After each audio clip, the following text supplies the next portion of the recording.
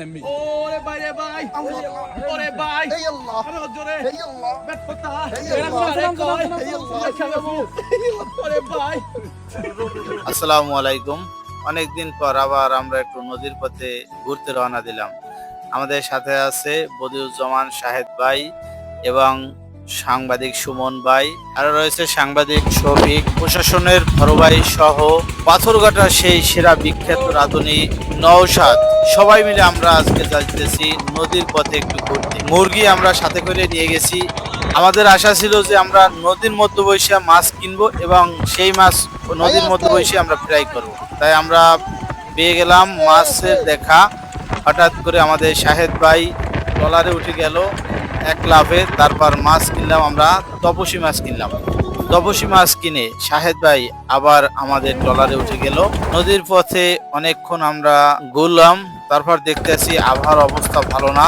তারপর আমরা একটা সাইডে গেলাম। ভাই বলতেছে ওই মাথায় বোট বিলিয়া ওই জায়গায় বসে আমরা রান্না করব, দেখি কি করা যায়।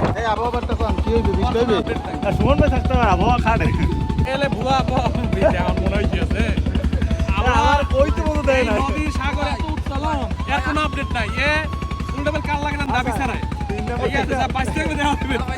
অবশেষে আমরা বোটটা একটি সাইডে বিরাইলাম, তারপর উঠলাম। এক সাইডে উঠে প্রথমে আমরা কয়লা জ্বালানোর জন্য ব্যস্ত।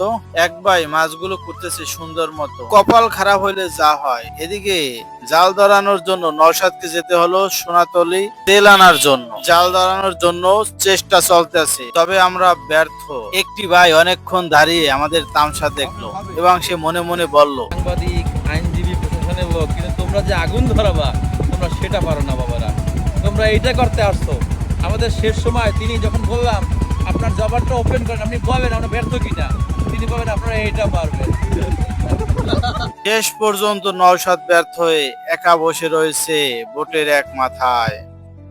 আমি আগেই কইছি হইবে না। অবশেষে আমরা সার্থক হলাম। সেই আবার নীলিমা পয়েন্টের এক সাইডে এসে নদীর মধ্যে আমাদের ট্রলারটি রেখে তারপর ওইখানে বসে আমরা ফ্রাই তৈরি করলাম এবং আমাদের সেই মজার মজার খাবারগুলো নিয়ে আমরা বসে পড়লাম। সবাই একসাথে খাওয়া শুরু করলাম। তবে ফিশ ফ্রাইটা সেই রকমের হয়েছে, আসলে অসাধারণ হয়েছে, সবার জন্য মজাদার। সবার আগে ধন্যবাদ জানাই আমাদের বদিউজ্জামান শাহেদ ভাইকে যে এত সুন্দর একটি আয়োজন করেছে। আবার ধন্যবাদ জানাই আমাদের নওশাদকে যে আমাদের এত সুন্দর করে রান্না করে খাওয়াইছে।